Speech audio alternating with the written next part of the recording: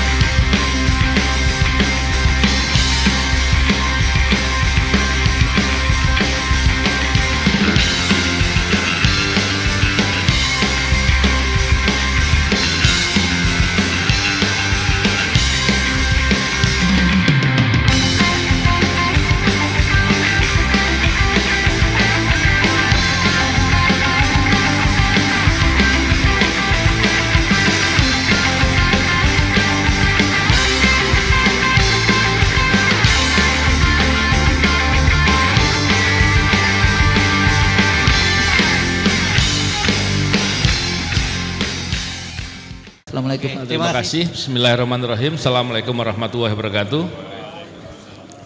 Bapak Ibu semua yang saya hormati, tentunya ketika membicarakan terkait dengan Indonesia memang problemnya A sampai Z gitu ya, banyak sekali. Kalau saya karena concern saya di bidang anti korupsi, tentunya melihat segala problem ini saya coba menggarisbawahi beberapa hal yang terkait dengan masalah korupsi. Kalau bicara korupsi tentunya bukan hanya uang negara yang diambil saja, tapi korupsi politik membuat kebijakannya rusak. Korupsi penegakan hukum bicara terkait dengan itu masalah ketidakadilan, pelanggaran HAM dan banyak lagi yang lain. Belum lagi terkait dengan sumber daya alam. Jadi kebijakan ini saya kok melihatnya seperti tidak ada kemauan untuk melakukan perbaikan. Kalau kemauannya itu ada, mestinya banyak pejabat kita tuh yang memahami soal sistem-sistem apa yang terbaik. Tapi problemnya kalau tidak ada kemauan, apalagi ditambah tidak ada rasa memiliki negeri ini, maka yang terjadi mereka bisa berbuat apapun, dan yang terjadi bagaimana mengumpulkan kekayaan masing-masing atau kelompoknya yang akhirnya kepentingan publik tidak diurus gitu. Bicara terkait dengan reformasi, tentunya reformasi itu kan kita berharap adanya perbaikan dan kemudian bagaimana demokrasi itu diharapkan bisa berjalan dan penegakan hukum bisa menjadi panglima. Problemnya hari ini adalah demokrasi ternyata bisa dibeli, yang seharusnya dengan demokrasi itu kita dapat kepastian adanya pergantian pemimpin di masa yang telah ditentukan, dan penegakan hukum justru menjadi korupsi yang luar biasa, sehingga yang terjadi bisa dijadikan alat politik, alat tempat cari uang dan banyak lagi yang lain. Dari semua problem tadi tentunya kita akan putus asa kalau kita bicara permasalahan saja, tapi yang terjadi adalah bagaimana kita bisa menyajikan persoalan tadi, segala permasalahan tadi kepada publik, kita bawa ke ruang terang sehingga orang paham. Saya melihat hari ini sepertinya ada pihak-pihak tertentu yang sengaja mengaburkan atau memframing seolah-olah tidak ada apa-apa. Dibuat permasalahan itu banyak di publik, banyak di media, sehingga orang lama-lama putus asa dan udahlah saya nggak mau ngurus masalah itu. Tapi kalau kita bisa menyajikan dan membawa ke ruang terang, saya yakin lama-lama orang akan marah dengan situasi itu. Problemnya adalah bagaimana kita bisa membawa persoalan ini, menyadarkan orang-orang awam yang dengan begitu orang akan sadar bahwa mereka harus bergerak, mereka harus berjuang, kita semua harus berjuang. Kalau kita hanya bertindak masing-masing, saya sangat yakin bahwa mereka akan bisa berbuat dan mereka akan menang. Kalau kita lihat bahwa oligarki atau orang-orang jahat yang berbuat terhadap negeri kita, yang menjarah negeri kita, ini mereka melakukan dengan sangat sabar, mereka bertahap, pelan-pelan. Masalahnya seringkali kita sendiri nggak sabar. Kita kemudian mudah untuk euforia, mudah untuk senang, bahkan mereka kemudian bisa membuat seolah-olah kita sedang menyebarkan hoax karena ada berita-berita yang mungkin dibuat oleh mereka sendiri, diberi ke kita dan kita menyebarkan itu, dan kemudian kita dipersepsikan orang-orang yang suka menyebarkan hoax. Nah, ini yang kita perlu atur ya. Saya kira kita mesti harus bisa belajar untuk lebih sabar, untuk berjuang dengan sungguh-sungguh, berkelanjutan dan sabar, lebih sabar daripada orang-orang yang berbuat jahat dengan kesabarannya. Semoga dengan kita bicara dengan seperti ini, kita bisa membantu orang-orang awam untuk bisa memahami, dan semoga bisa menjadi gerakan bersama untuk menjadikan perubahan untuk kebaikan. Terima kasih. Assalamualaikum. Oke, terima kasih. Bismillahirrahmanirrahim. Assalamualaikum warahmatullahi wabarakatuh. Bapak-bapak dan ibu-ibu semua yang saya hormati, saya di sini dengan sempitnya waktu saya ingin sampaikan sesuai dengan kompetensi saya sebagai seorang yang bergerak dalam bidang prediksi. Ya, jadi saya sampaikan prediksi kepada terutama kepada teman-teman FTA dan juga kepada para mahasiswa yang hadir dan juga bapak dan ibu semua yang hadir di sini. Jadi prediksi pertama itu dari sisi fakta. 10 tahun orang mengira seperti tadi juga ada satu tokoh yang sampaikan bahwa Indonesia ini dipimpin oleh seorang yang luar biasa, pintar, raja, Jawa dan sebagainya. Bukan. Saya ingin menunjukkan kepada Anda analogi yang paling tepat. Tokoh ini yang menguasai Indonesia 10 tahun ini siapa? Itu ada seorang tokoh Nazi namanya Eichmann. Eichmann itu dipropagandakan sebagai arsitek Holocaust. Di framing pada waktu itu sebagai orang yang cerdas, jenius, luar biasa, yang membangun Holocaust, yang menewaskan jutaan bangsa Yahudi di Jerman. Dipropagandakan sebagai orang yang luar biasa, jenius.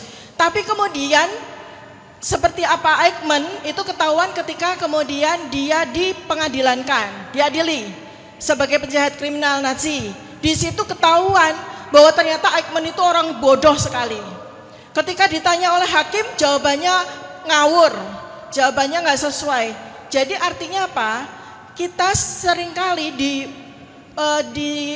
dihalusinasikan lah, diilusikan tokoh yang ditokohkan, seakan-akan dia cerdas, seakan-akan dia berkuasa, tapi pada waktunya akan ketahuan bahwa dia itu orang yang bodoh sekali. Kenapa saya bilang bahwa seseorang itu bodoh sekali?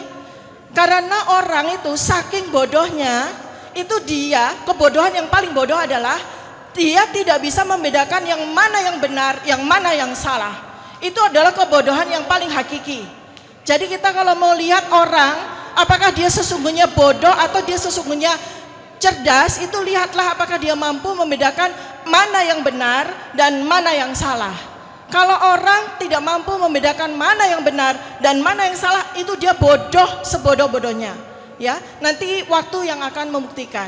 Itu pertama itu. Kemudian dari sisi prediksi, kenapa Indonesia diberi ya pemimpin yang seperti itu, ya, pemimpin yang bodoh? Karena ini sesuai dengan prediksi yang terjadi di dunia. Seperti yang terjadi di dunia, ya, bahwa dunia ini sedang mengalami entropi. Karena dunia diprediksi, direncanakan akan terjadi sebuah perubahan besar yang namanya Great Change atau Great Reset oleh orang-orang yang merencanakan. Ya, dan perencanaan itu sudah sejak dari tahun pasca Perang Dunia Kedua seperti yang terjadi, sehingga Indonesia ini merupakan dampak atau ikutan bahwa memang Indonesia direncanakan akan hancur di tahun 2030 dan itu eksis. Itu adalah sebuah prediksi. Kita melihat ya bahwa selama pemilih Indonesia, selama rakyat tidak bergerak, selama rakyat diam saja, maka tahun 2030 Indonesia sudah nggak eksis anymore. Sebetulnya kalau situasinya kita bicara dari sisi state ya, negara itu come and go ya, negara itu come and go, negara itu datang dan pergi. Sama seperti kita tahu ada sebuah negara besar sekali, negara USSR ya, waktu itu negara sosialis Soviet yang berdiri tahun 1922 dan dia tumbang di tahun 1991, menghasilkan sekarang remains sama Rusia, masih sebagai sebuah negara besar. 69 tahun. Jadi sebetulnya itu yang harus kita cermati baik-baik. Saya ingin teman-teman semuanya, para tokoh luar biasa yang hadir di sini, yang Anda semua ini, kita semua ini sebagian kecil sekali dari potensi SDM Indonesia saat ini. Anda semua 0,3% dari 278 juta rakyat Indonesia loh. Artinya apa? Anda semua itu masuk bagian dari 850 ribu rakyat yang bisa diajak berpikir, yang cerdas, yang jenius, yang punya kapasitas. Ya, kenapa saya bilang bahwa memang ini adalah sebuah rencana yang memang akan jadi. Termasuk dari yang tadi Ananda Adinda BEM itu tadi sampaikan, sekarang problematika yang ada UKT mahal. Itu adalah sebuah rencana yang terstruktur. Faktanya apa? Setelah 10 tahun, IQ rakyat Indonesia rata-rata hanya 78,49, menjadi negara terbodoh nomor 126 dari 200 negara. Sementara di tahun 2014, survei yang sama itu menunjukkan bahwa rata-rata IQ rakyat Indonesia itu di angka 89. Artinya berarti terjadi decrease, terjadi penurunan IQ 11 poin selama 10 tahun.